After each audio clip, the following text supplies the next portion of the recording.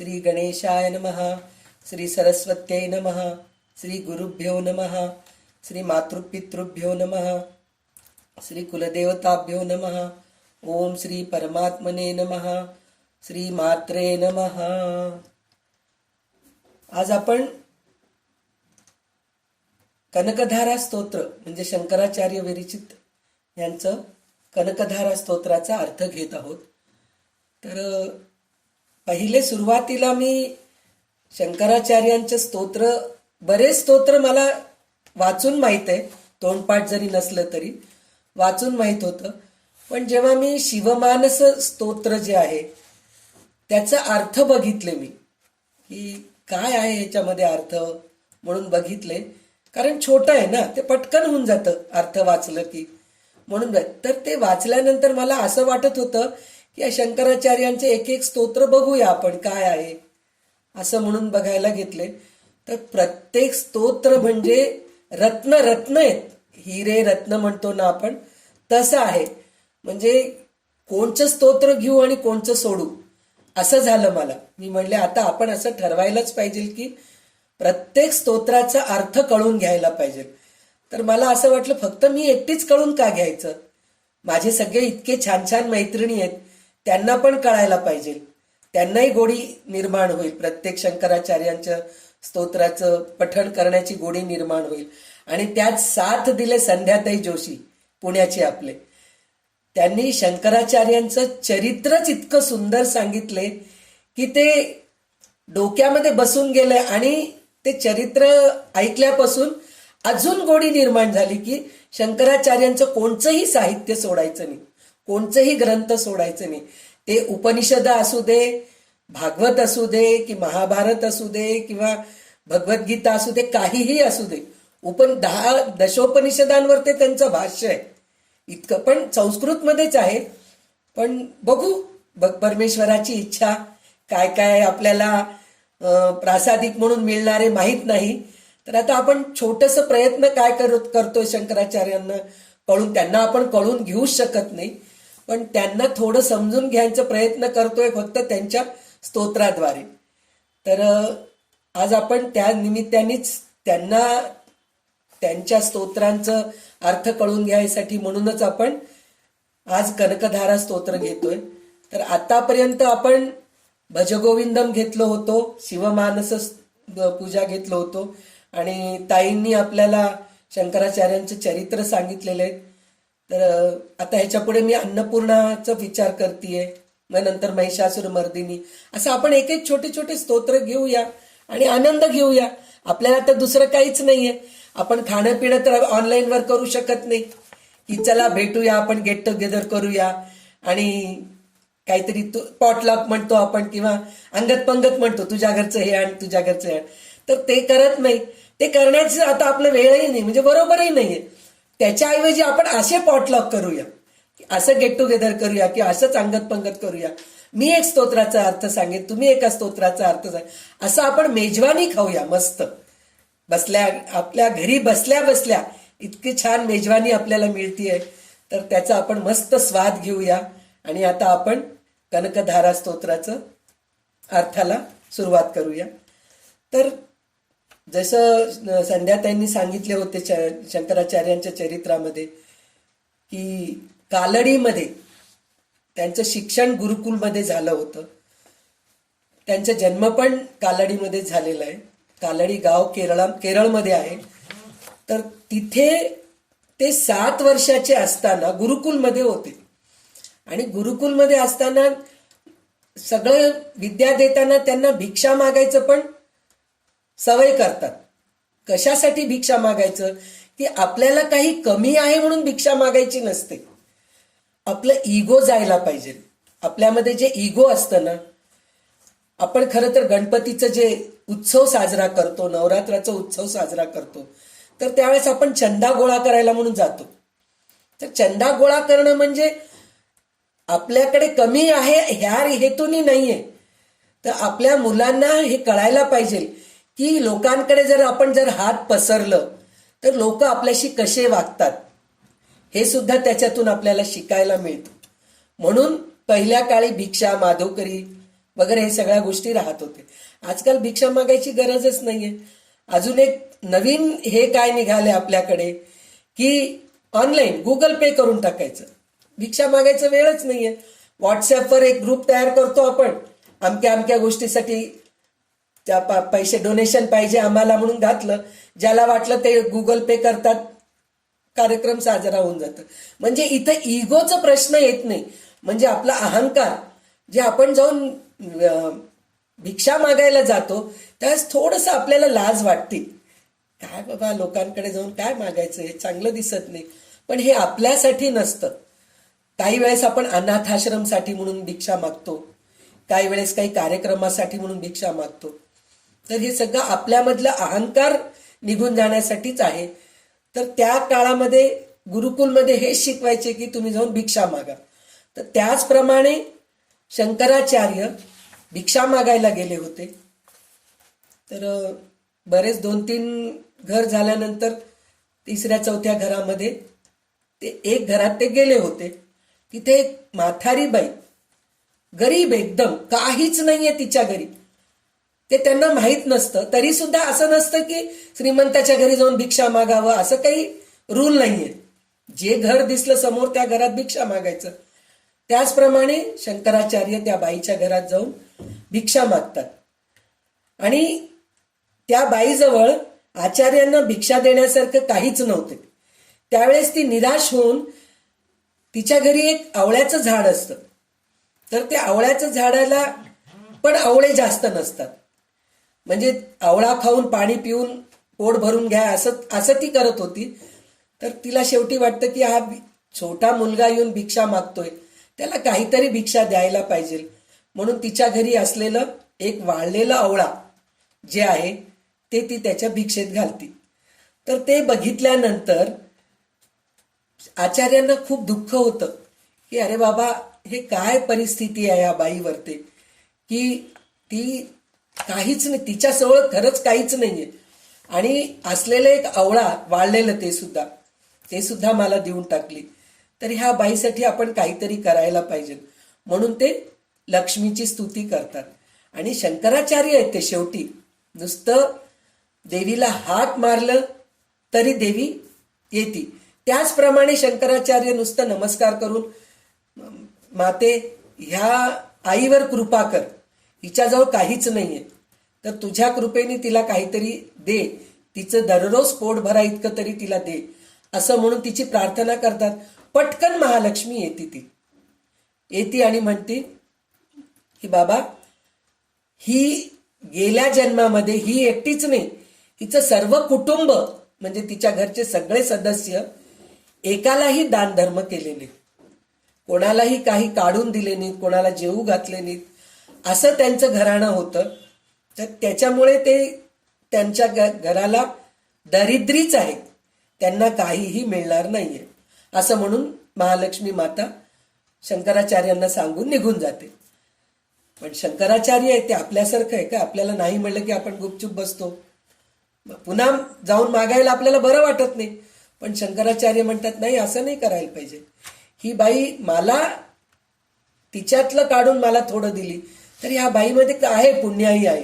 गेल्या जन्माचे संचित पाप आहेत, पण ह्या जन्मात ती पुण्य करतीये, तर त्याचं तिला काहीतरी फळ मिळायलाच पाहिजे. म्हणून त्यावेळेस ते ह्या कनकधारा स्तोत्राची निर्मिती केले.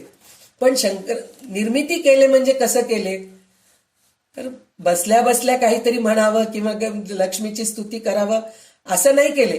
ते प्रत्यक्ष लक्ष्मीला असं आठवून काहीतरी म्हणावं, तिची स्तुती करावं असं विचार करतच होते की त्यांना त्यांच्या डोळ्यासमोर लक्ष्मी कुठं आहे हे दिसत होती. दिव्य दृष्टी त्यांची तशी आहे. म्हणजे त्याप्रमाणे ते जशी ती दिसत होती तशी तिची वर्णन ते केलेले आहे. तर ते आपल्याला आता सुंदर वर्णन केलेले आहेत, ते आता आपल्याला ऐकायला मिळेल. आणि ह्याचं अजून एक गोष्ट काय, हे कनकधारा स्तोत्राचा फायदा, पहिले आपण माणूस जन्माला आलो ना तर पहिले फलश्रुतीच पाहिजे असतं आपल्याला. म्हणजे हे स्तोत्र म्हणण्याने आपल्याला काय मिळतं, काय होतं हे आपल्याला पहिले बघितलं की अजून इंटरेस्ट येतं आपल्याला ऐकण्याचं, की अरे आपण हे ऐकलं तर आपल्याला फळ मिळतंय ह्या गोष्टीचं, म्हणून आहे. तर थोडं आपण त्याच्या फलश्रुतीकडे आपण बघूया. माता लक्ष्मी ही आपल्या आईप्रमाणे अतिशय निर्मळ प्रेमळ असते. अपत्य रक्षक, अपत्य रक्षक म्हणजे आपल्या मुलांचं रक्षण करणं, अपत्य म्हणजे आपले मुलं. अपत्य रक्षक आणि श्रेष्ठ आशीर्वादमय असल्यामुळे आपल्या अपत्याचं सर्वोतपरी कल्याण करण्यास सामर्थ्य असणारी आहे. ती अलौकिक अर्थाने आपली आईच आहे असं समजून ज्याप्रमाणे एखादं मूल आपल्या आईकडे हट्टाने एखादी गोष्ट मागते, त्याचप्रमाणे ह्या स्तोत्रात तसाच हट्ट आग्रह शंकराचार्यांनी केलेले आहेत. तर अन्न, वस्त्र आणि निवारा या मानवाच्या 3 प्रमुख गरजा आहेत. या गरजा पूर्ण करण्यासाठी तो दिवस रात्र मेहनत करीत असतो.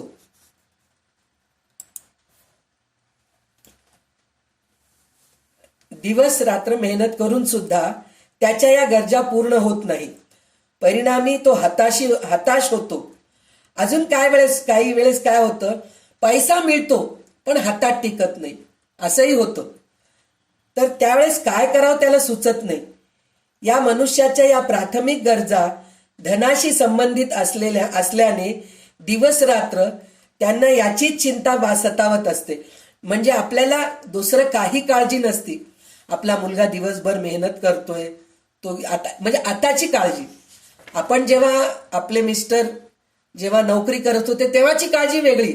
आताची काळजी काय, मुलगा इतकं मेहनत करतोय पण घरात तेवढं पुरत नाहीये, आपलं घर विकत घेतलो त्याचं EMI इतकं आहे, ते भरण्यामध्येच पैसे निघून चालले, ह्याची काळजी आपल्याला सतावत असते.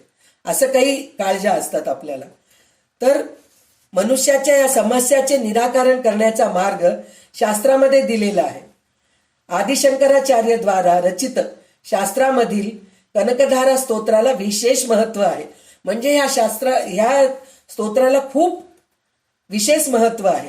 या मंत्राच्या पठनाने मानवाच्या या समस्याचे निराकरण होऊ शकते.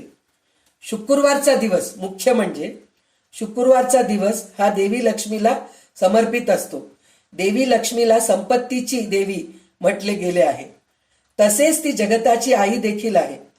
असे म्हटले जाते की जर देवी लक्ष्मी कोणावर प्रसन्न असेल तर त्या घरात कधीही पैशाची, धान्याची कमतरता भासत नाही. कुटुंबात प्रेम राहते आणि सर्व सदस्यांची प्रगती होते. तर त्या लक्ष्मीची कृपा आपल्यावर व्हावं म्हणजे काय करावं, तर शुक्रवार, अमावस्या, पौर्णिमेच्या दिवशी या स्तोत्राचे सकाळ संध्याकाळ पठण केलं असता उत्तम, असं कोणी लिहून ठेवलेलं आहे. तर बघा, तुम्हाला जर तसं काही वाटत असेल किंवा पैसा पाहिजे, अडचण आहे म्हणूनच नाही, तर आपल्याला लक्ष्मीची कृपा सदैव आपल्यावर राहावं म्हणून ह्या स्तोत्राचं पठण आपण करत गेलो तर खूप फायदे होतात, खूप चांगलं आहे असं आहे. तर जसं आपण कोणतेही कार्य सुरू करताना गणपतीला वंदना करतो, गणपतीची पूजा करतो, प्रत्यक्ष गणपती नाही तरी आपण पानावर सुपारी ठेवून त्याला गणपती मानून त्याची पूजा करून मग आपण पूजेला आरंभ करतो, कार्याला आरंभ करतो. त्याचप्रमाणे शंकराचार्य सुद्धा इथे गणपतीचं एका छोट्या श्लोकाने वंदन करून ह्या स्तोत्राला सुरुवात केलेली आहे. आणि अजून एक गोष्ट सांगतेय, प्रत्येकाच्या पुस्तकामध्ये कनकधारा स्तोत्र वेगवेगळ्या ह्याच्यानी आहे, ओळीनी आहे. काही लोकांकडे पहिला नंबरचा श्लोक दुसऱ्या नंबरवर असेल, तिसऱ्या नंबरचा श्लोक 5व्या नंबरवर असेल. तर एक प्रवचनकाराने असं सांगितलंय की जे आज मी ज्या ओळीनी मी जे स्तोत्र घेतलेली आहे त्याच पद्धतीने जर घेतलं आपण तर खूप चांगलं. म्हणजे त्याच्या अर्थानेच आपल्याला कळते. आज जे मी अर्थ सांगतेय तर त्या अर्थावरूनच कळते की हेच क्रम बरोबर आहे. तर त्या क्रमानेच आपण स्तोत्र पठण करायचा प्रयत्न करायला पाहिजे. पुस्तकात जर असेल तर नंबरिंग चेंज करून घ्या तुम्ही. तुमच्या पुस्तकामध्ये आणि त्याप्रमाणे तुम्ही पठण करायचा प्रयत्न करा. तर सुरुवातीचा श्लोक असा आहे गणपतीचा, वंदे वंदारू मंदारम इंदिरानंद कंदनम अमंदानंद संदिग्ध बंधुरम सिंदुराननम म्हणून म्हटलेलं आहे. म्हणजे काय, नमस्कार करणाऱ्याला कल्पवृक्षासारखा आहेस तू. म्हणजे वंदे वंदारू मंदारम म्हणजे जो नमस्कार करतो त्याला तू कल्पवृक्षासारखा आहेस. म्हणजे नुसतं नमस्कार केलं की कल्पवृक्षाचं जसं आपल्यावर ते वर्षाव होतो, जे मागितलं ते मिळतं. आणि आपल्या आरतीमध्ये रामदास स्वामींनी जे आरती लिहिलेलं आहे, सुख करता दुःख हरता, तर त्याच्यामध्ये दर्शन मात्रे मन कामना पूर्ती, स्मरणे मात्रे मन कामना पूर्ती. म्हणजे इतका तो उदार आहे गणपती. नुसतं दर्शन करा, स्मरण करा त्याचं, तर तुम्हाला पुष्कळचं काही मिळतं असं आपल्याला सांगितलेलं आहे. तर शंकराचार्य पण तेच म्हणतायत की नमस्कार करणाऱ्याला कल्पवृक्षासारखा आहेस, लक्ष्मी देवीला आनंद देणारा आहेस, अशा आनंद मूर्ती गणपतीला माझा नमस्कार असो, असं शंकराचार्य म्हणतात. आणि कनकधारा स्तोत्र मी आता तुम्हाला सांगितले ना, एका क्रमानेच, एका विशिष्ट प्रकाराच्या क्रमानेच म्हटले पाहिजे. कारण ह्या स्तोत्राचे 4 भाग आहेत. ते 4 भाग कोणचे आहेत आपण आता हळूहळू अर्थाकडे जातो ना पुढे पुढे, तर तेव्हा आपल्याला कळतात ते भाग कोणचे आहेत, ते आपल्याला कळतात. तर त्यात पहिल्या 7 श्लोक येतात. पहिले 7 श्लोक पहिल्या भागामध्ये येतात आणि ते 7 श्लोक एकमेकांशी काही नातं आहे. नंतरचे 3 श्लोक एक भागाचे आहेत. असं एक एक भाग आपल्याला करत पुढे जायचे. 4 भाग आहेत.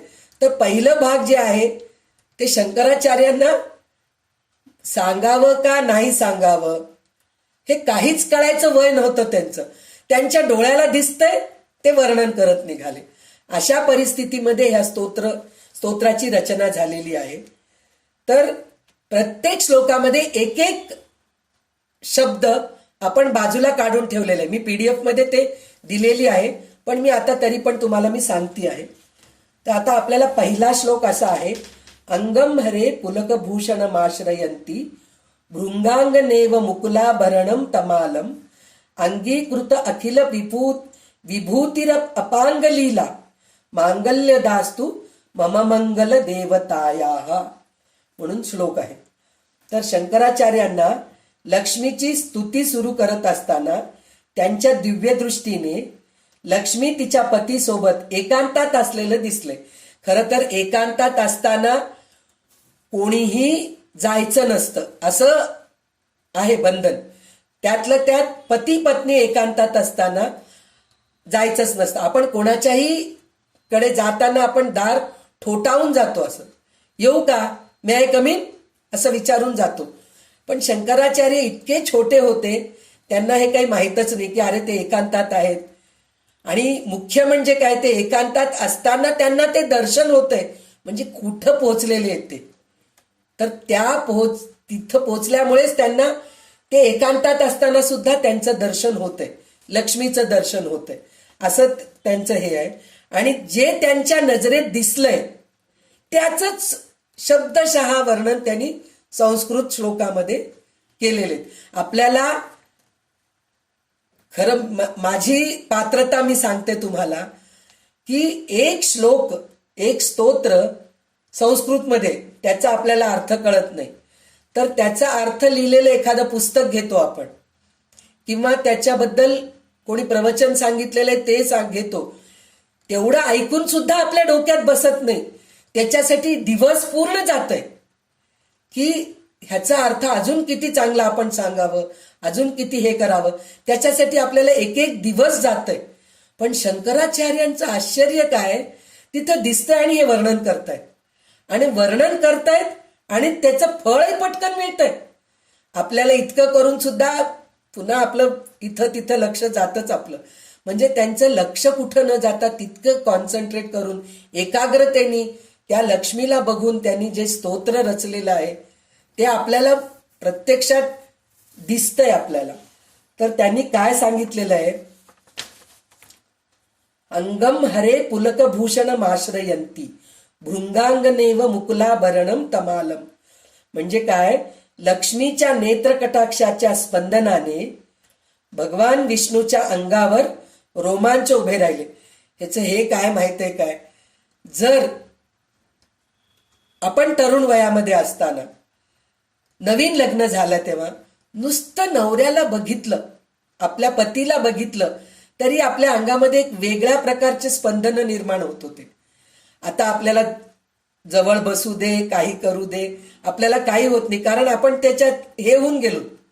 म्हणजे आता कंटाळा येऊन गेलं, म्हणजे संसारच कंटाळलेला आहे. पण नवीन नवीन लग्न झालं तेव्हा आपल्याला नुसतं बघितलं किंवा डोळ्यात डोळे घालून बघायची हिंमत नव्हती आपली, की नवऱ्याच्या डोळ्यात डोळे घालून बघायचं हिंमत नव्हती.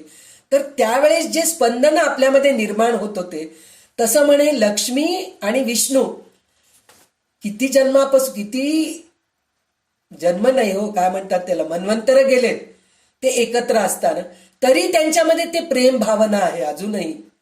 म्हणजे ते दोघं एकांतात बसल्या त्यावेळेस लक्ष्मी म्हणे विष्णूवर ते दृष्टी घातली म्हणे, तर विष्णूला असं म्हणे, तिला बघितलं की स्पंदन निर्माण झाले म्हणे, अंगावर रोमांच उभा राहिलेत म्हणे. ते रूप असे होते की जसे तमाल, म्हणजे विष्णूचं रूप कसं झालंय, म्हणजे जसे तमाल वृक्ष म्हणजे आपण ते पान फूल पत्तर फूल म्हणतो ना, ते पान आपण ते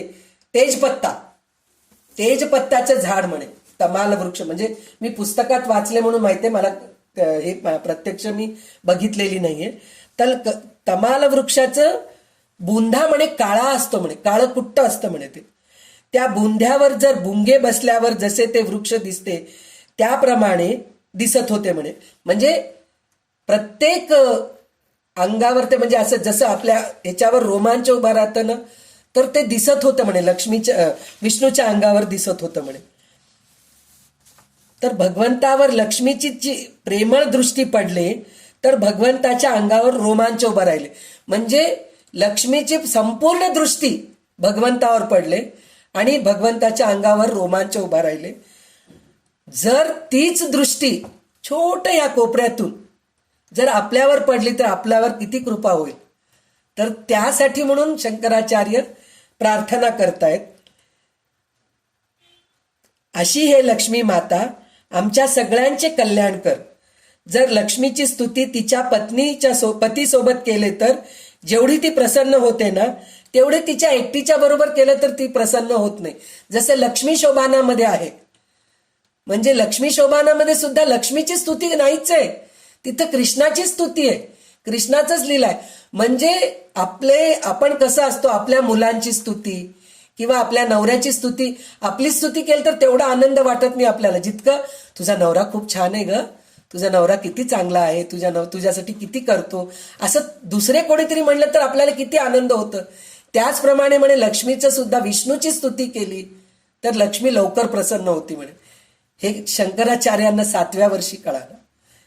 तर ह्या संपूर्ण स्तोत्रात शंकराचार्य फक्त असे म्हटलेत की आमचे कसं म्हणलेत, मम मंगल देवताया मांगल्य दास्तू मम मंगल देवताया, असं म्हणले नाहीत की आता त्या बाईसाठी प्रार्थना करत आहेत. ते त्या बाईचं दारिद्र्य संपावं म्हणून प्रार्थना करत होते, पण ते तसं म्हटले नाहीत की माझं कल्याण कर असं म्हटले. कशासाठी म्हटले, तर हे स्तोत्र जे कोणी म्हणतील त्यांचं कल्याण व्हावं, हे हेतू त्यांच्यामध्ये होतं. म्हणून त्यांनी प्रत्येक स्तोत्रामध्ये मम मंगल देवताया असं, मांगल्य दास्तू मम मंगल देवताया असं म्हणून ते म्हटले आहेत. तर जसं मी म्हटले ना, प्रत्येक श्लोकामध्ये एक शब्द आपल्याला बाजूला ठेवायचंय. तर ह्या श्लोकामध्ये स्पंदन हे ठेवायचंय. म्हणजे लक्ष्मीला बघितल्यावर, लक्ष्मी विष्णूच्यावर दृष्टी टाकल्यावर ते विष्णूला जे स्पंदन निर्माण झालेत ते स्पंदन आपल्याला हे करायचे, शब्द आपल्याला लक्षात ठेवायचे.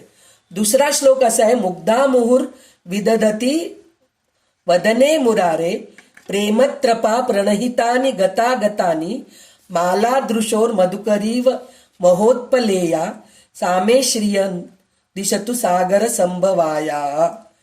तर एखाद्या उमललेल्या कमळाच्या फुलाकडे जसे भुंग्यांची रांग ये जा करत असते, त्याचप्रमाणे तुझी लाजाळू दृष्टी अतिशय प्रेमाने भगवंताच्या चेहऱ्यावर सारखी आकर्षित होते म्हणे.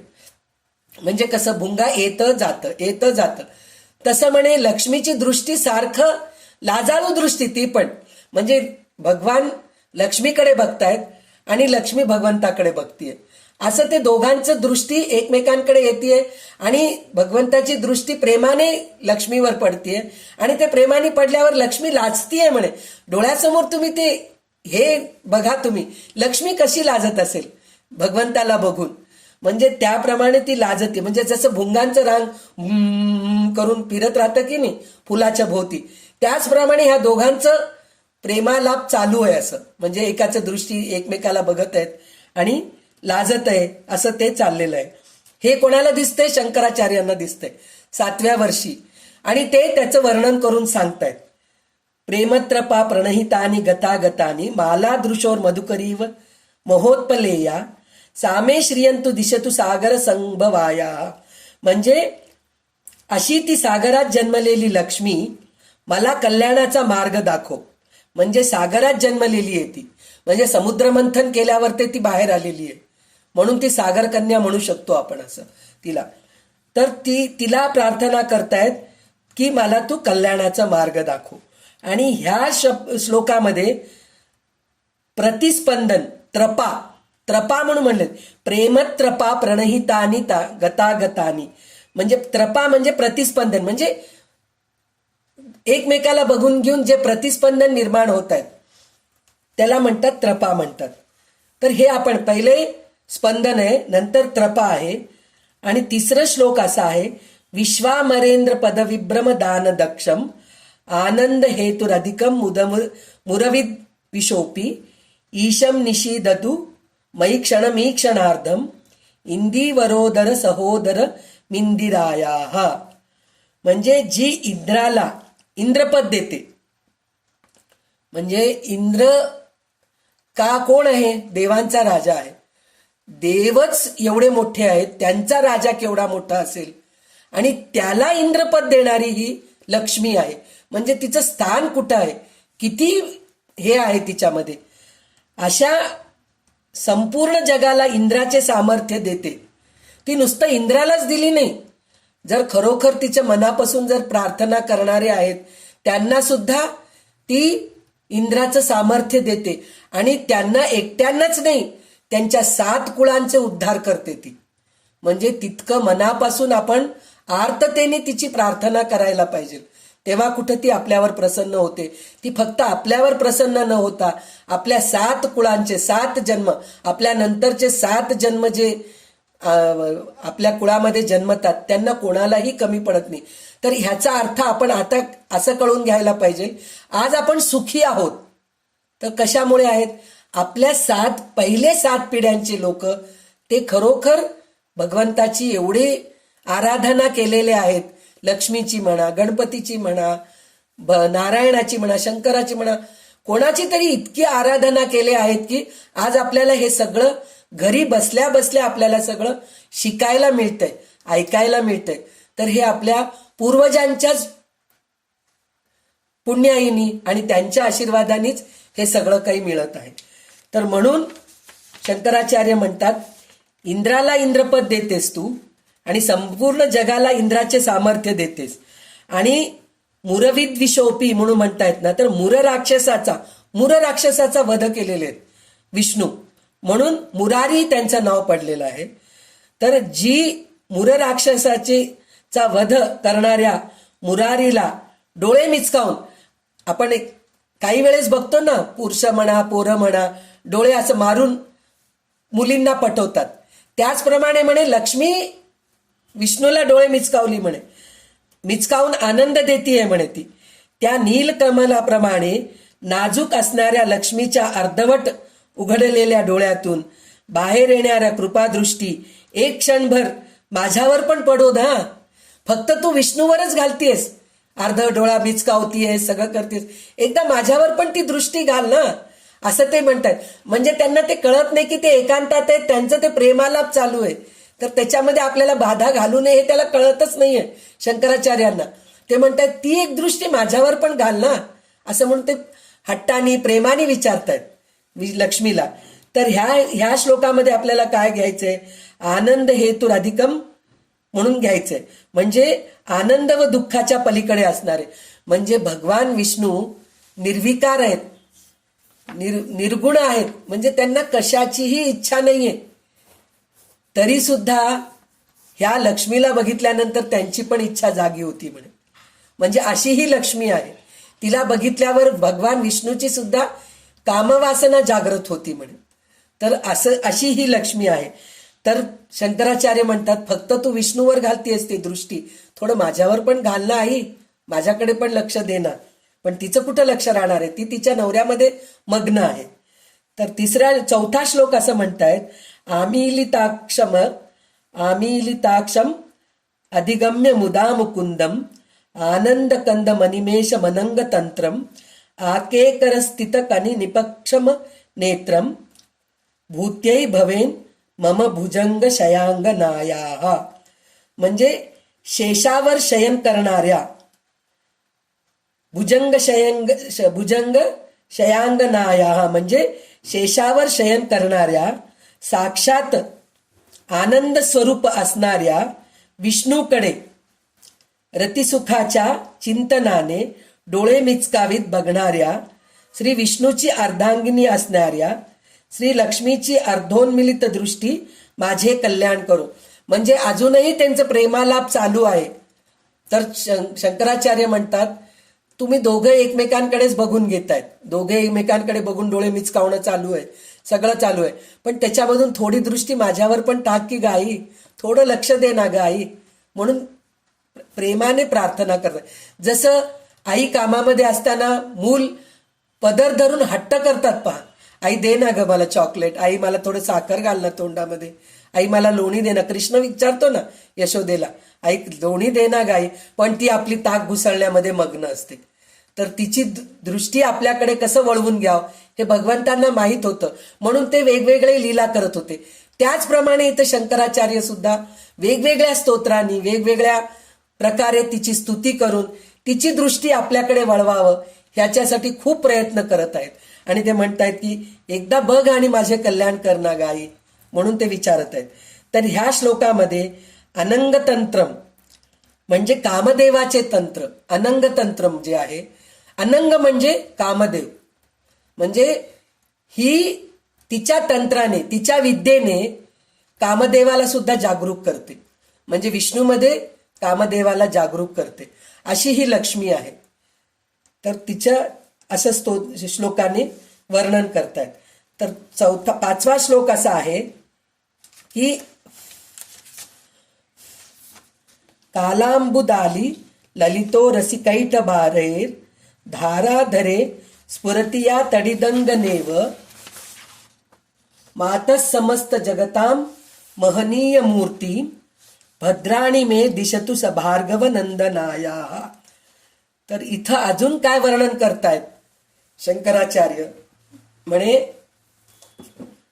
आपल्याला रात्री पावसाळ्यामध्ये ढग असलेले दिसतात का? नाही दिसत. कारण पाऊस पडणारे जे ढग असतात ना ते काळे कुट्ट असतात, नुसते जे ढग असतात ते पांढरे असतात. निळ्या ढगामध्ये निळ्या आकाशामध्ये आपल्याला पांढरे कापूस पिंजल्यासारखं ढग असतात, ते नुसतं ढगच असतात, त्याच्यातून पाऊस पडत नाही. पण ज्या ढगामध्ये पाणी असतं, म्हणजे ज्या ढगातून आपल्याला पाऊस पडणार आहे, ते ढग मात्र काळे. म्हणतात ना काय काळे भोर ढग आलेत बाबा, पाऊस पडणार दिसते, दणका पाऊस पडणार आहे असं आपण म्हणतो. पण ते केव्हा दिसतं आपल्याला? काळे ढग दिवसा दिसतं, पण रात्री दिसत नाही. तर रात्री दिसावं म्हणजे काय करायचं, कसं दिसतं? आपण टॉर्च लावून बघितलं तर दिसतं का? किंवा दिवा देऊन कंदील जाऊन बघितलं तर आपल्याला थोडंच ढग दिसणार आहेत. ते ढग दिसावं म्हणजे काय असतं म्हणून म्हणलं तर त्याच्यावर वीज चमकतं, पहा, एक असं तारासारखं एक वीज येऊन जातं, त्या एवढ्याशा तारेमध्ये आपल्याला पूर्ण ढग दिसतात. तेव्हा कळतं अरे बापरे पाऊस पडणार आहे. ते काळे ढग असलेले आपल्याला दिसतच नाहीत, पण जेव्हा वीज चमकतं त्यावेळेस कळतं की अरे बापरे आकाशामध्ये ढग आलेत, पाऊस पडणार दिसतंय, तेव्हा आपल्याला कळतं. तर ते वीज चमकल्यामुळेच आपल्याला ते काळे ढग दिसतात. तर त्याचप्रमाणे म्हणे मेघश्याम म्हणजे आपला विष्णू, मेघश्याम म्हणजे काळ्या वर्णाचे, पण तुझ्या तेजाने शुभ. जेव्हा विष्णू नुसतं उभे राहतात, शंख चक्र गदा पद्मधर धरून उभा राहतात, त्याच्यापेक्षा त्यांच्या बाजूला लक्ष्मी उभा राहिल्यानंतर जे तेज दिसतं विष्णूच्या चेहऱ्यावरती, फोटोमध्ये पण तुम्ही बघा, लक्ष्मीनारायणाचं फोटो, राधाकृष्णाचं फोटो, राधाकृष्णाची मूर्ती, लक्ष्मीनारायणाची मूर्ती, शिवपार्वतीची मूर्ती आपण जेव्हा बघतो ते प्रसन्नता वेगळंच असते. तर ते म्हणतायत, शंकराचार्य म्हणतायत, तू त्यांच्या बाजूला बसलीयस, तू त्यांच्या पायाशी बसलीयस, त्याच्यामुळे त्यांचं तेज उठून दिसतंय, ते दोघं इतकं सुंदर दिसतायत. तर तू कशी आहेस, म्हणजे अशी ही भार्गव ऋषीची कन्या असणारी समस्त जगताची माता, तू फक्त माझीच माता नाहीयेस, समस्त जगताची माता आहेस. तर सगळ्यांचं कल्याण करतेस, तसंच माझं पण कल्याण कर आणि माझ्या कल्याणाचा मार्ग दाखव. शंकराचार्य या श्लोकात समस्त जगता महनीय मूर्ती म्हणून म्हटलेले आहेत. मातुस समस्त जगता महनीय मूर्ती म्हटलं तर समस्त जगताची माता म्हणून तिला प्रसन्न करतात. कारण नुसती माता म्हणण्यापेक्षा जगताची माता म्हटल्याने ती लवकर प्रसन्न होते. म्हणजे ती काय म्हणलं तर प्रसन्न होते, ह्याचं त्यांचं प्रयत्न चालू आहे शंकराचार्यांचं. ती माता म्हणलं तर प्रसन्न होते का, तू विष्णूची पत्नी आहे म्हणून म्हणलं तर प्रसन्न होते का, सागराची कन्या आहे म्हणजे प्रसन्न होते का ती, किंवा भार्गव ऋषींची कन्या आहे म्हणजे प्रसन्न होते का. आणि शेवटी ते काय म्हणतात, तुझ्यामुळेच तर विष्णू शोभून दिसतायत, तू नसलीस तर ते शोभूनच दिसत नाहीत, असं म्हणूनही तिची स्तुती करायला लागलीत. म्हणजे असं करून ते म्हणतायत, तू लवकर प्रसन्न हो आणि त्या बाईवर कृपा कर, माझ्यावर प्रसन्न हो, म्हणजे ऑटोमॅटिक त्या बाईचं पण कल्याण होतं. आणि जेव्हा आपण हे स्तोत्र वाचतो तर आपलं पण हे कल्याण होणार आहे. म्हणून शंकराचार्य प्रार्थना करतात, अशा प्रकारे स्तुती करून लक्ष्मीची प्रार्थना करत आहेत. तर आपण असं प्रार्थना करतो का? नाही करत, आपल्याला नाहीच जमत. लक्ष्मी आपल्या डोळ्यासमोर फक्त आपलं रडगाणच राहतं, देवी तू माझी आई आहेस, माझं त्रास आहे, माझं त्रासातून मला बाहेर काढ, तूच लक्ष दे, तूच माझी आई आहेस, तूच सगळं काही आहे, एवढंच आपल्याला सुचतं. पण शंकराचार्यांना प्रत्यक्ष दिसतीये, ती जशी दिसतीये तसं वर्णन करून ते प्रार्थना करत आहेत. ललितो रसिक ह्या स्तोत्रामध्ये, ह्या श्लोकामध्ये हे शब्द लक्षात ठेवायचे, ललितो रसी कैठ भारेही, म्हणजे मधु कैठ भारेही, म्हणजे मधु राक्षसाला मारलेल्या विष्णूच्या वक्षस्थळावर आकाशातल्या विजाप्रमाणे चमकणारी आहेस तू. म्हणजे इतक्या वेळ ती कुठं होती? भगवंताच्या पायाजवळ होती म्हणे. आपण केव्हाही बघतो शेषशय्यावरती, समुद्राच्या ह्याच्यावर शेषशय्यावर भगवान पहुडलेले आहेत आणि त्यांच्या पायाजवळ लक्ष्मी बसलेली आहे, हे चित्र आपण बघतो नेहमी. तर इतकं वेळ ती म्हणे पायाजवळ बसून भगवंतांना खुणांनी स्पंदन निर्माण करत होती म्हणे. शेवटी ती काय केली, भगवंताच्या बाहूमध्येच गेली, ती बाहूमध्ये जाऊन त्यांच्या वक्षस्थळावर ते डोकं ठेवली आहे म्हणे. हे दृश्य त्यांना दिसलंय. तर त्यावेळेस ते काय म्हणतात, बाहवंतरे, बाहूमध्ये गेली आहे ना ती, म्हणून बावंतरे मुरजित श्रित कौस्तुभेया हारावलीव हरिनीलमयी विभाती कामप्रदा भगवतोपि कटाक्षमाला कल्याणमा हवतु मे कमलालयाहा. म्हणजे मधुराक्षसाला वध करणारे, कौस्तुभ धारण करणाऱ्या भगवान विष्णूच्या बाहूमध्ये इंद्रलील मणीप्रमाणे चमकत आहे. म्हणजे ती कसं पायाजवळ होती आतापर्यंत, जाऊन भगवंताच्या बाहूमध्ये गेली. बाहूमध्ये गेल्यानंतर शंकराचार्यांना ती कशी दिसलीये, तर ती म्हणे नीलमणी, इंद्रनीलमणीप्रमाणे चमकत आहे अशी दिसतीये म्हणे. निर्विकार असलेल्या भगवंताला सुद्धा कामना इच्छा निर्माण करणारी, कमळात निवास करणारी लक्ष्मी, तुझ्या दृष्टीने माझे कल्याण हो.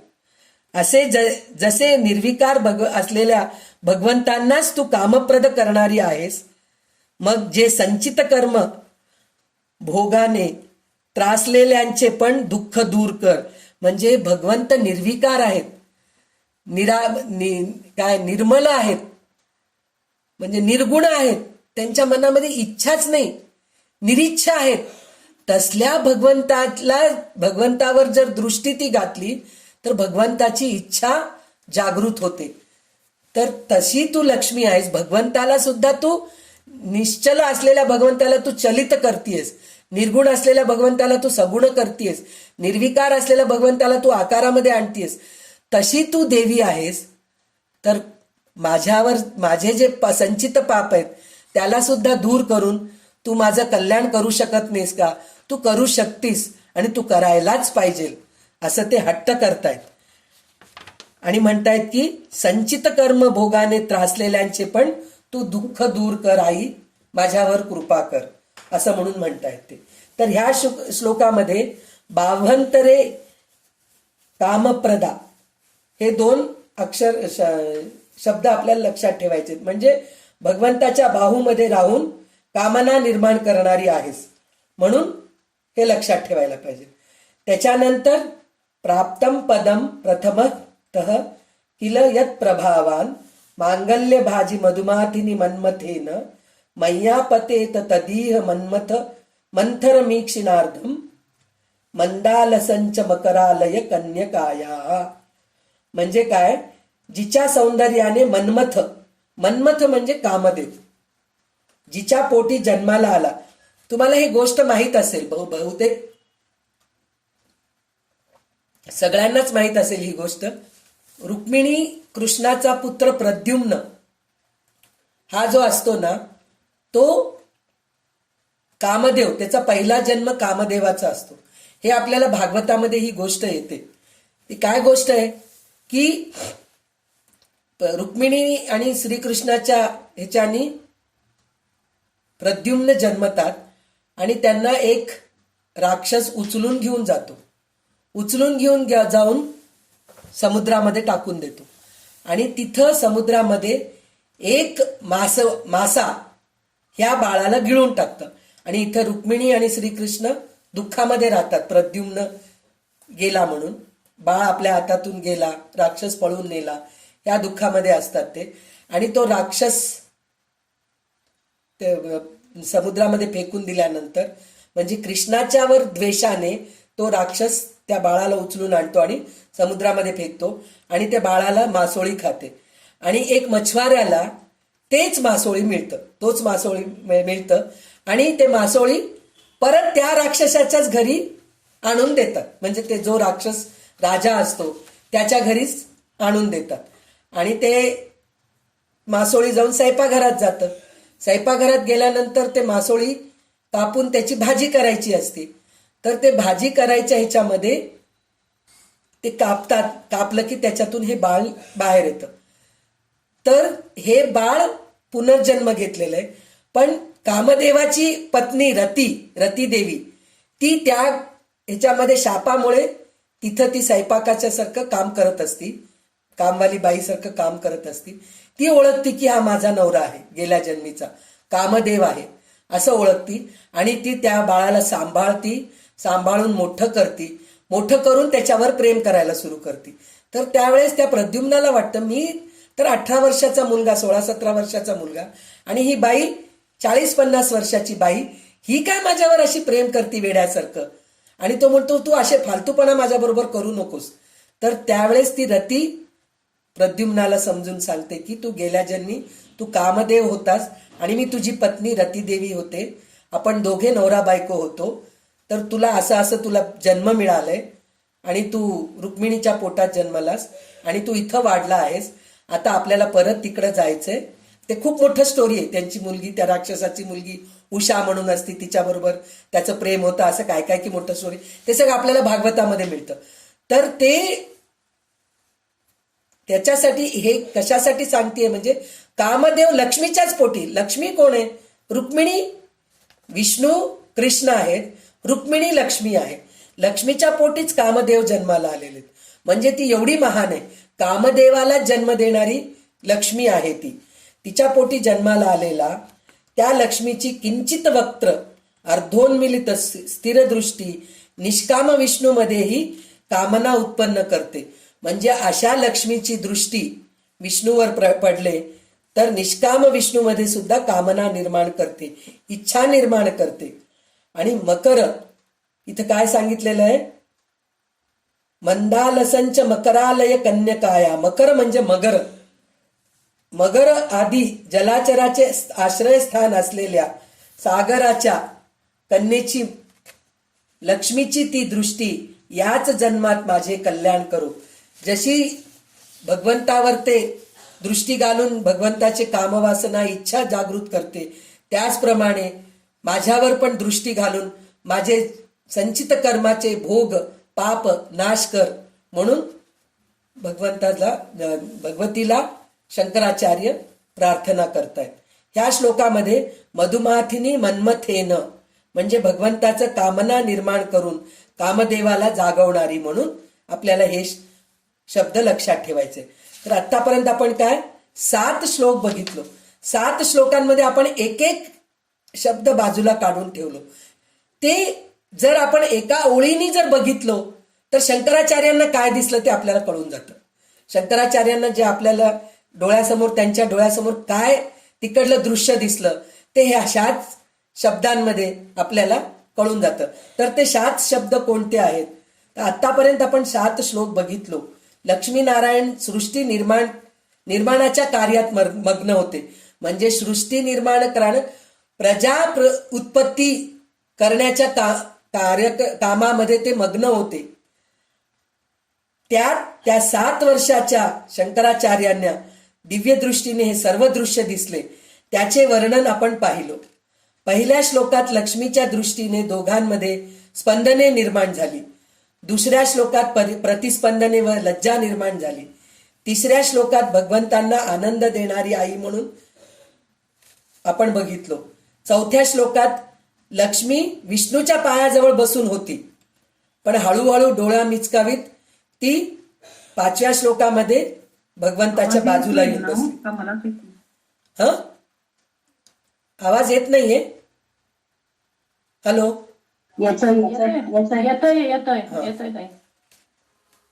तर 5व्या श्लोकामध्ये ती भगवंताच्या बाजूला येऊन बसतीये आणि त्यांच्या बाहूमध्ये गेली आहे.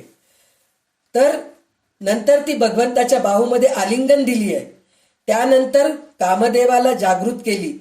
हे काय चालले हे त्या 7 वर्षाच्या बालकाला कळतच नव्हते. म्हणजे हे सगळं काय चाललंय त्याला कळत नाहीये, फक्त त्याला दृश्य दिसते आणि त्याचं वर्णन करतोय तो, असं चाललेलं आहे. तर 7 वर्षाच्या बाळकाला कळत नव्हते, पण तिथे काय चालले आहे ते त्याने श्लोकबद्ध केले आहे. आतापर्यंतच्या श्लोकापेक्षा 8वा श्लोक महत्वाचा आहे. कारण आईची इतकी स्तुती केली तरीही ती ह्या बालकाकडे लक्ष देत नाहीये. म्हणजे ती रतिसुखामध्ये इतकं मग्न आहे की तिचं दुसरीकडे लक्षच नाहीये लक्ष्मीचं. तर त्यावेळेस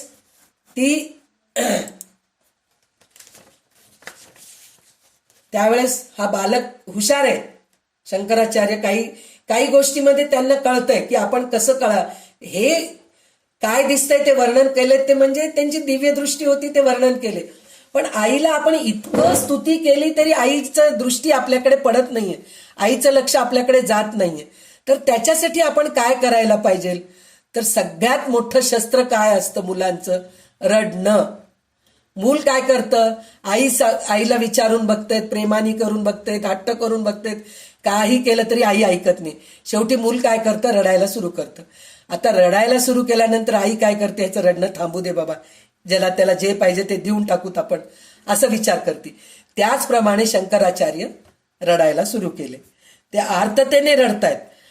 तर तसंच आपण सुद्धा हे श्लोक म्हणताना आर्ततेने म्हणायला पाहिजे. हे श्लोक म्हणा किंवा हे पूर्ण स्तोत्र म्हणताना आर्ततेने, म्हणजे खरोखर मी तुझा पुत्र आहे ह्या वृत्तीने जर आपण हे श्लोक किंवा हे स्तोत्र जर म्हणलो तर आपल्याला नक्कीच लक्ष्मी प्रसन्न होते आणि आपले 7 कुळाचे उद्धार करून आपल्याला मुक्त करते. तर ह्या श्लोकानेच ह्या स्तोत्राला कनकधारा असे नाव पडले. म्हणजे आतापर्यंत ती बघितलीच नाही शंकराचार्यांकडे, पण ह्या श्लोकाला आता ह्या श्लोकाने जे स्तुती करतायत ते स्तुती केल्यानंतर ती काय केली ते आपल्याला पुढच्या श्लोकामध्ये कळतंय आपल्याला. तर तेव्हा शंकराचार्य कसं म्हटले माहितीये का, हा श्लोक ओंजळी पकडले असे दोन्ही हात असं धरून ओंजळी पकडून हे श्लोक म्हणायला सुरू केले. तर आपण ह्या श्लोकाची सुरुवात करताना आपण सुद्धा देवीजवळ असंच हात मागायला पाहिजे, तर देवी आपल्यावर कृपा करते. असं मी ज्यांच्याकडून ऐकले किंवा ज्या पुस्तकामध्ये वाचले तिथं असं लिहिलेले होते. तर त्यावेळेस ते काय म्हणतात, दद्या दयानु पवनो द्रविणांबुधाराम अस्मिन किंचन विहंग शिशो विषण्णे दुष्कर्म धर्ममपनीय चुराय दूरम नारायण रणयनी नयनांबुवाह म्हणून म्हटलेले. तर काय म्हणतात, हे माते मी वाट हरवलेला विहंग, विहंग म्हणजे पक्षी आहे मी, म्हणजे आईकडून मी बिछडलोय, म्हणजे मी वेगळा झालेलो आहे आणि मी आकाशात भटकतोय. मी एक वाट हरवलेला पक्षी सारखा आहे मी. स्वतःच्या पापकर्मामुळे माझ्या आईला मी भेटू शकत नाहीये. म्हणजे मी तुला आईला तर भेटू शकत नाही, तुलाही भेटू शकत नाही, तसेच मी तुला भेटू शकत नाही, कारण माझे इतके संचित पाप आहेत त्याच्यामुळे तुझी माझी भेट होत नाहीये. तर माझे संचित पाप तू दूर कर. आणि मी तुझा शिशु आहे, रडत आहे. शिशो विषण्णे म्हणजे मी तुझा मुलगा आहे, मी रडतोय.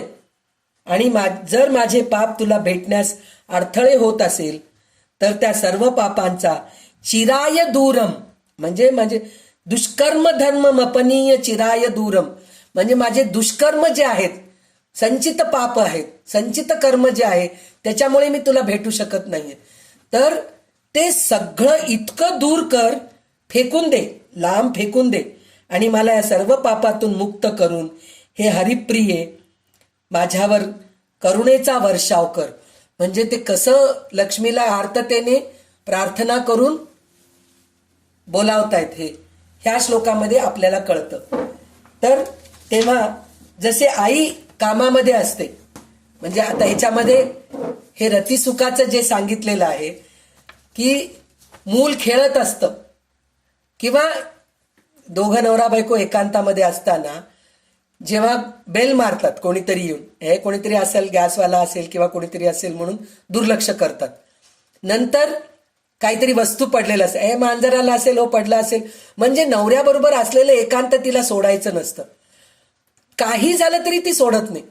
पण जेव्हा मूल रडतं, पाळण्यामध्ये असलेलं मूल रडतं, झोपलेलं असतं मूल, आणि एकदम ते जागा होऊन रडायला सुरू करतं की ती नवऱ्याला दूर करते आणि मुलाला उचलते. म्हणजे तेवढं मुलावर प्रेम असतं आईचं. त्याचप्रमाणे हे दोघं रतिसुखामध्ये असताना, एकांतात असताना लक्ष्मी माझ्याजवळ आई माझ्याजवळ लक्ष देत नाही. तर त्यावेळेस शंकराचार्य हे शस्त्र वापरले, रडण्याचं शस्त्र वापरून आईला आपल्याकडे आकर्षित करून घेतले.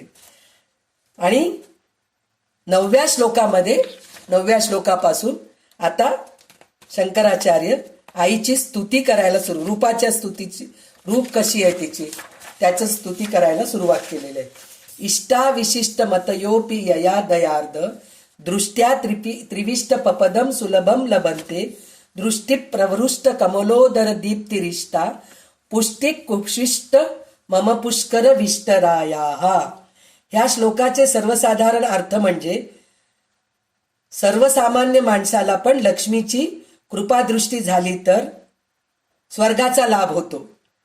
अशी कमलावर विराजमान असलेली माता लक्ष्मी कमलाप्रमाणे कोमल, तेजस्वी, लालसर दृष्टीने मला इष्टवैभवाचा लाभ दे. लाभ दिलीच आहे, ती दिली आहेस तू मला. कसं दिली आहे ती, तर सोन्याचे आवळे तिथून वरून टाकतीये म्हणे, असं हाताने. आपल्याला पुष्कळ ह्याच्यामध्ये दिसतं, चित्रामध्ये, लक्ष्मीच्या चित्रामध्ये कॉइन्स दिसतात, असं सोडत असलेले सोन्याचे कॉइन्स सोडत असलेले दिसतं. तर सोन्याचे कॉइन्स म्हणा, सोन्याचं आवळा म्हणा, काही म्हणा, ते एक वस्तूच आहे, सोन्याचं धातू. तर एका धातू जर आपण जमिनीवर आपटलो तर ष्टा असा आवाज येतो. तर त्याचप्रमाणे म्हणे शंकराचार्यांना ते आवळ्याचं जे वर्षाव होऊ लागले जमिनीवर, त्याच्या कानावर ते ष्ठा ष्ठा ष्ठा ष्ठा असं कानावर शब्द पडू लागलेत म्हणे.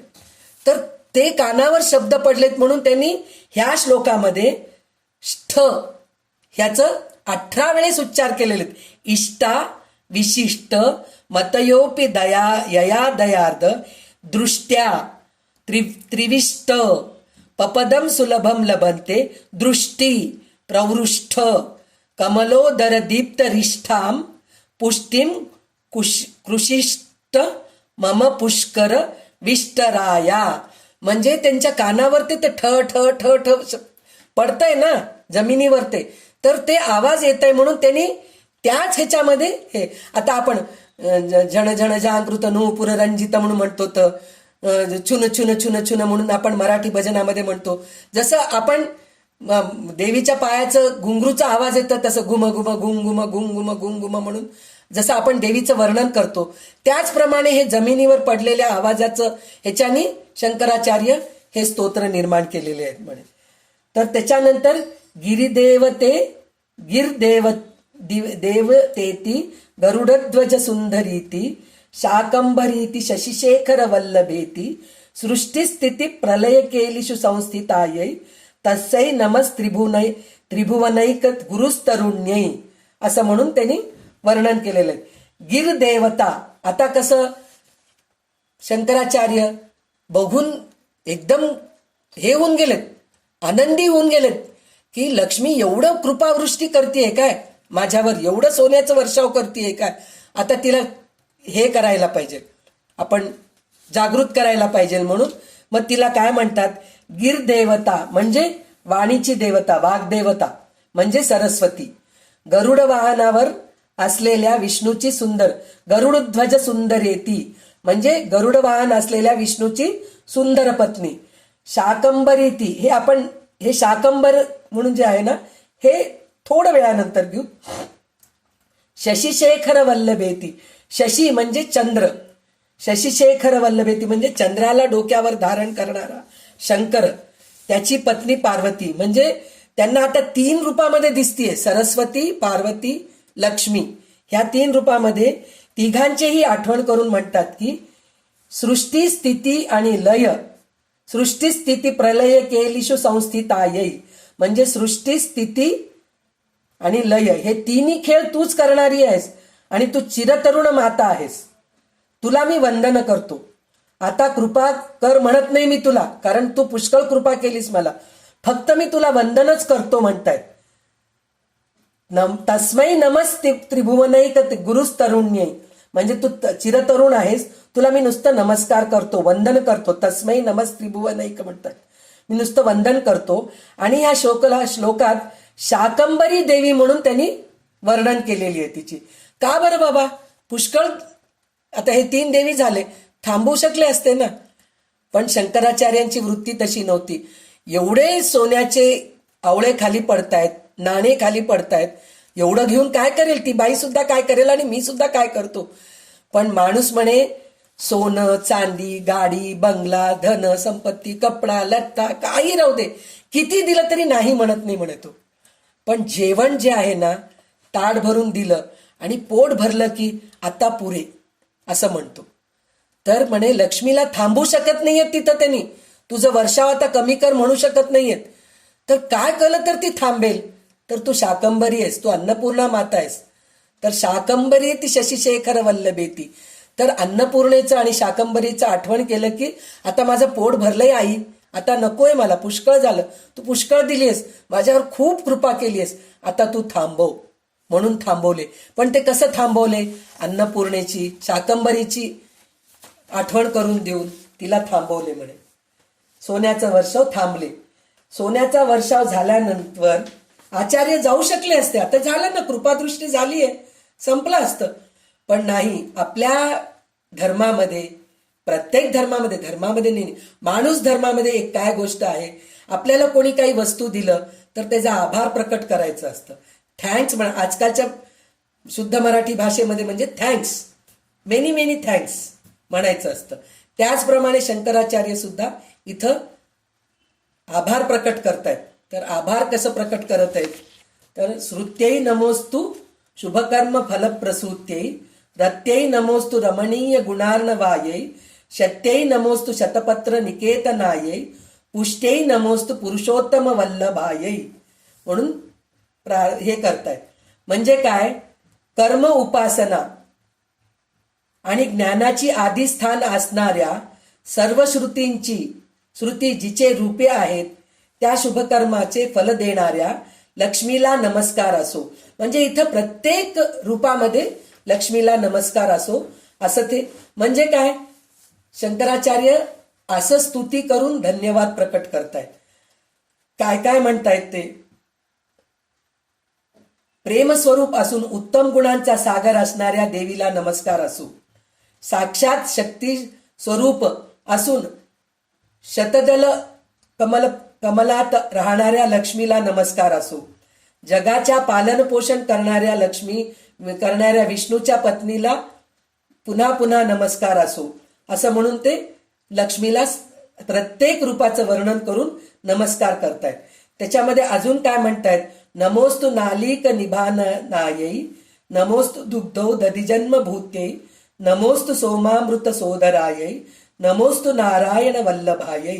म्हणजे कमलाप्रमाणे नाजूक आणि सुंदर मुख असणाऱ्या, सागर ही जन्मभूमी असलेल्या, चंद्र व अमृतासह समुद्र मंथनातून जन्मलेल्या नारायणाच्या प्रियपत्नीला वारंवार नमस्कार असो. म्हणजे नमोस्तु नमोस्तु नमोस्तु नमोस्तु करून प्रत्येक रूपाच्या देवीला ते नमस्कार करतायत. त्याच्यानंतरच 3 श्लोक मी एकदम म्हणून दाखवते.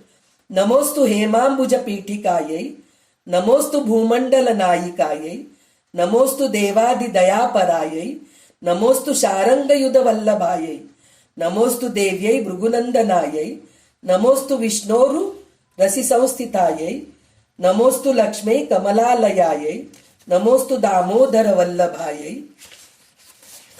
नमोस्तु कांत्यै कमलेक्षणायै, नमोस्तु भूत्यै भुवनप्रसूत्यै, नमोस्तु देवादिभिरर्चितायै, नमोस्तु नंदात्मज वल्लभायै. म्हणजे इथं 4×12 पहिले 4 16 म्हणजे 16 प्रकारे लक्ष्मीला बघून लक्ष्मीच्या रूपाची स्तुती करून भगवंतानी शंकराचार्यांनी लक्ष्मीची स्तुती केलेली आहे. तर हे 3 श्लोक बऱ्याच पुस्तकांमध्ये नाहीये, पण माझ्या पुस्तकातही आहे आणि ज्यांच्याकडून मी ऐकले त्यांच्या ह्याच्यामध्ये सुद्धा हे श्लोक आहेत. म्हणून मी या 3 श्लोकांचा पण अर्थ सांगते आहे. तर त्याच्यामध्ये काय सांगितले, नमोस्तु हेमांबुज पीठिकायै. म्हणलं तर काय, हेमांबुज पीठिका म्हणजे सागरातली सुंदर स्त्री. नमोस्तु भूमंडल नायिकायै म्हणजे भूमंडलाची नायिका आहेस तू. म्हणजे जे हे आपले नक्षत्र ग्रह भूमंडल जे आहेत ना, त्या सगळ्यांची तू नायिका आहेस. नमोस्तु देवादि दयापरायै म्हणजे देवांवरही तू कल्याण करणारी आहेस, दया करणारी आहेस. नमोस्तु शारंग युद्ध वल्लभायै म्हणजे शारंग धनुष्य म्हणजे विष्णूच्या धनुष्याचं नाव शारंग आहे. तर ते शारंग धनुष्य असणाऱ्या विष्णूची पत्नी तुला नमस्कार आहे. नमोस्तु भृगुनंदनायै, भृगुनंदनाय म्हणजे भृगु ऋषीची कन्या. नमोस्तु विष्णू ऋषी संस्थितायै म्हणजे विष्णूच्या आनंदात राहणारी आहेस. नमोस्तु लक्ष्मी कमलालयायै म्हणजे कमलाचे डोळे ज्याप्रमाणे आहेत तसे तुझे हे आहे. आणि कमल ज्याचे आसन आहे, जिचे आसन आहे ती लक्ष्मी तुला नमस्कार असो. आणि नमोस्तु दामोदर वल्लभायै म्हणजे दामोदर पण विष्णूचंच नाव आहे. तर ते कशासाठी पडले दामोदर नाव, तर यशोदा जेव्हा तो इकडं तिकडं पळू नये म्हणून त्याच्या कमरेला दोरा बांधत असती, त्यावेळेस तिचं नाव, भगवंताचं नाव दामोदर पडलेलं आहे. तर त्या दामोदराची लाडकी आहेस तू, म्हणून दामोदर वल्लभाये नमोस्तु. रंजना, तुझं फोन म्यूट कर.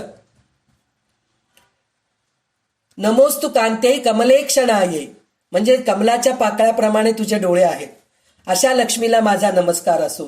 नमोस्तु भूत्यै भुवन प्रसूत्यै, म्हणजे पृथ्वीचे चलन जिच्यावर आधारित आहे, म्हणजे पृथ्वी तुझ्या इच्छेनेच चालते, तशी तू लक्ष्मी, तुला नमस्कार असो. नमोस्तु देवादी भिरर्चिताये, देवाचे पण चित्त हरणारी आहेस तू. म्हणजे आत्ताच आपण 7 श्लोकामध्ये बघितलं देवांचं चित्त कसं ती हरपवली, तर तशी तू आहेस, तुला नमस्कार असो. नमोस्तु नंदात्मज वल्लभाये, म्हणजे पुन्हा शेवटी कसं म्हणलेत, नमोस्तु नंदात्मज वल्लभाये, म्हणजे तू नंदाचा कुमार आहेस, यशोदानंदाचा कुमार आहेस. तर तू ते विष्णू नंदाचा कुमार आहे, त्याची तू पत्नी आहेस, त्याची तू लाडकी आहेस.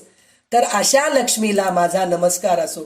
म्हणजे किती प्रकारे आपण नुसतं एकदा थँक्स म्हणून निघून जातो, पण आपण मोठ्या मोठ्या कार्यक्रमामध्ये मोठे मोठे प्रवचनकार वगैरे असतात, कीर्तनकार असतात, त्यांचं आपण आभार प्रदर्शन करताना त्यांचं पूर्ण चरित्र किंवा त्यांच्याबद्दल माहिती सांगून त्यांचा आपण आभार जसं व्यक्त करतो की नाही, तसंच शंकराचार्य लक्ष्मीचा आभार अशा प्रकारे व्यक्त केलेले आहे.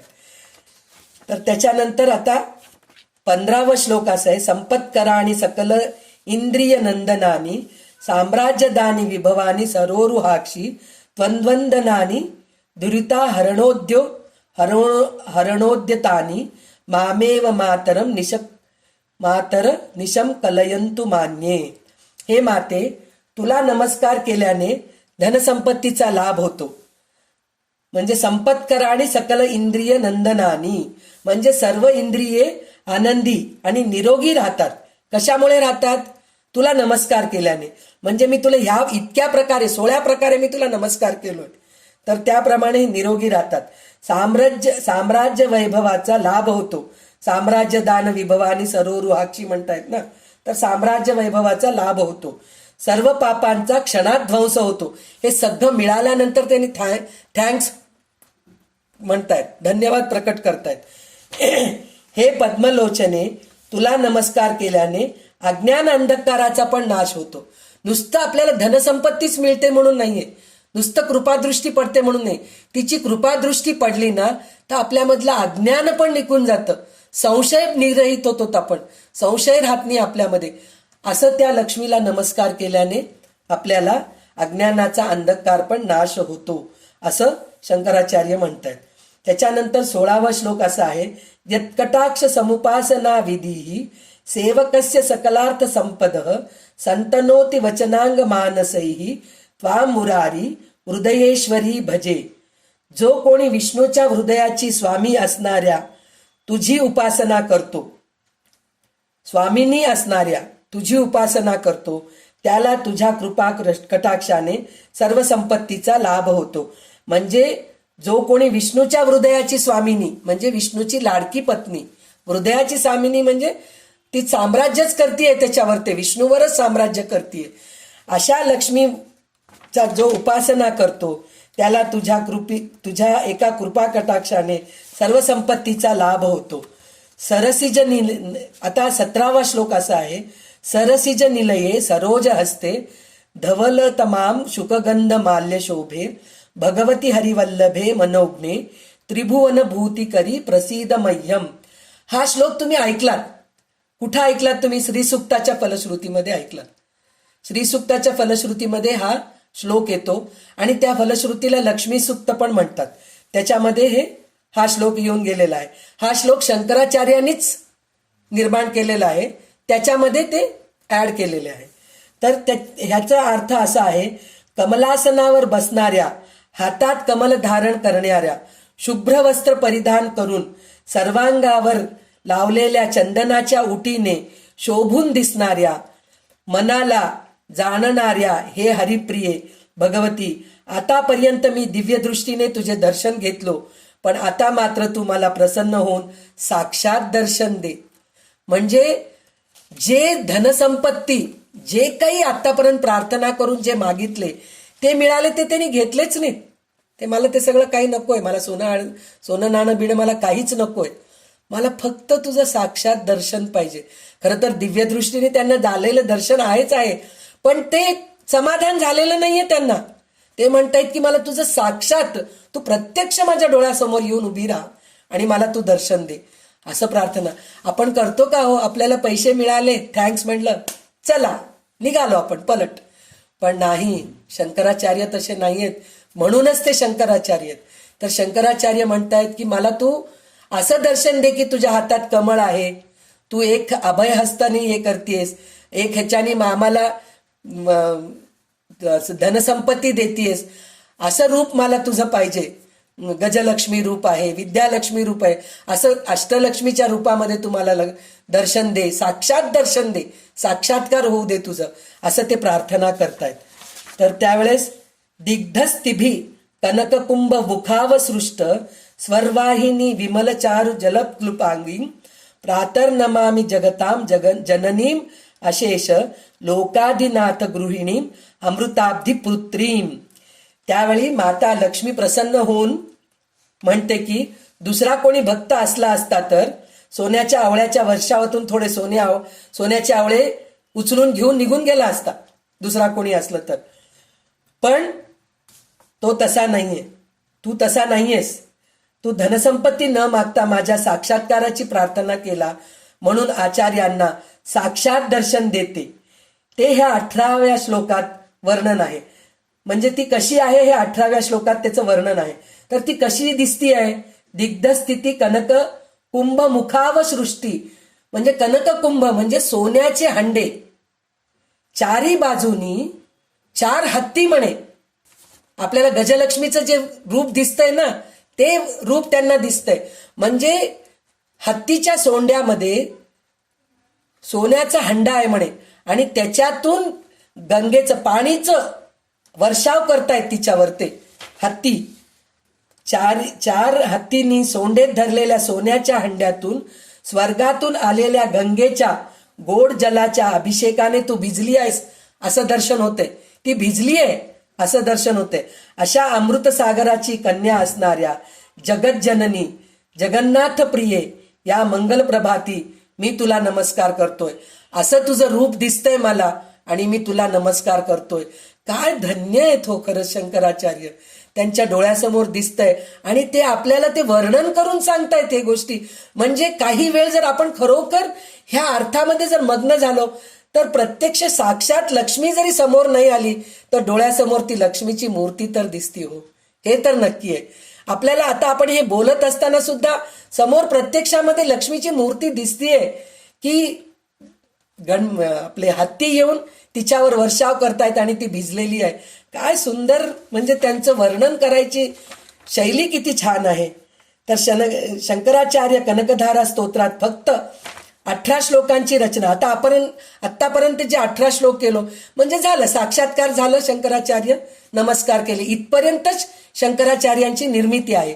पण नंतर बरेच श्लोक त्याच्यामध्ये ऍड केलेले आहेत. काही पुस्तकामध्ये 21 आहेत, काही पुस्तकामध्ये 24 आहेत, काही पुस्तकामध्ये 25 आहेत, असे काहीतरी आहेत. पण माझ्या पुस्तकामध्ये 20 आहे. तर त्यामुळे मी पुढचे 2 श्लोकांचा नुसता अर्थ सांगते. शंकराचार्यांचं नाही आहेत ते श्लोक, पण कोण लिहिलेले ते सुद्धा माहीत नाहीये, पण त्याचा अर्थ छान आहे म्हणून मी तुम्हाला सांगतेय. तर खरं तर हे 18 श्लोक आपण ज्या क्रमाने अर्थ बघितलो तेच बरोबर आहे. आपण स्तोत्र त्याच क्रमाने शिकायला पाहिजे. आणि खरोखर आहे, आपण ज्या क्रमाने आतापर्यंत जे श्लोक वाचलो आपण ते क्रम बरोबर आहे की नाही? म्हणजे त्यांना कसं दिसली लक्ष्मी, विष्णूच्या बाजूला बसली होती का, पायाजवळ बसली होती का, हे सगळं व्यवस्थित दिसल्याप्रमाणे त्यांनी वर्णन केलेलं आहे. त्याच्यामध्ये नवीन काही ऍड करायची गरज नाहीये आणि श्लोकाचं वर खाली करायची पण गरज नाही. ह्याच क्रमाने जर आपण वाचलो तर लक्ष्मी आपल्यावर नक्कीच प्रसन्न होते.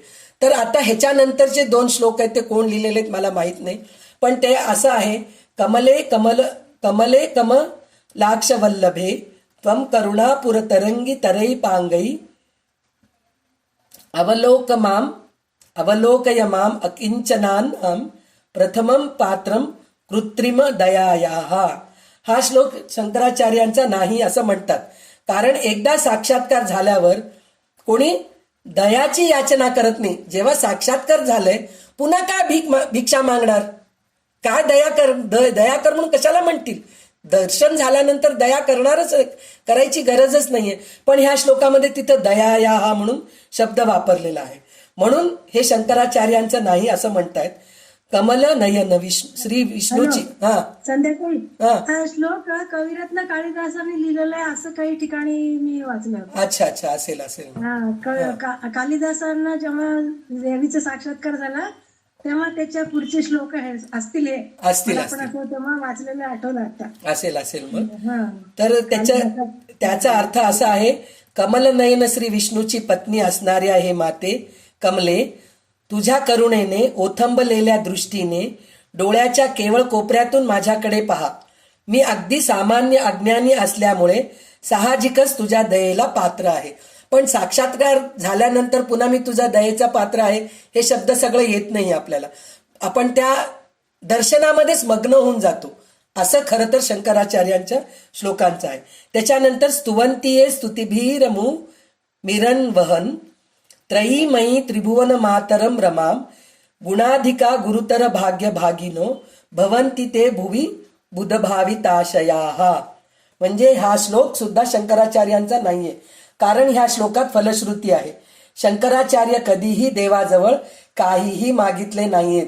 तर ह्या श्लोकामध्ये मागणंच आहे. तिकडं काय मागतायत तिथं?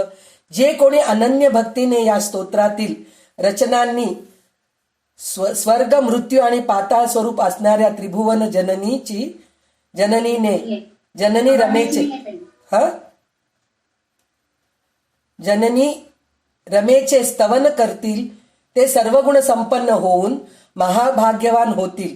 पृथ्वी तलावर बुद्धिमान लोक ज्याची अपेक्षा करतात ते सर्व त्यांना प्राप्त होईल.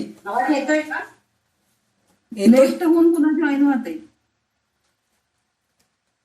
तर आवाज. तर ह्या श्लोकात काय म्हटलेले आहेत म्हणून म्हणलं तर, स्वर्ग मृत्यू आणि पाताळ स्वरूप असणारी त्रिभुवन जननी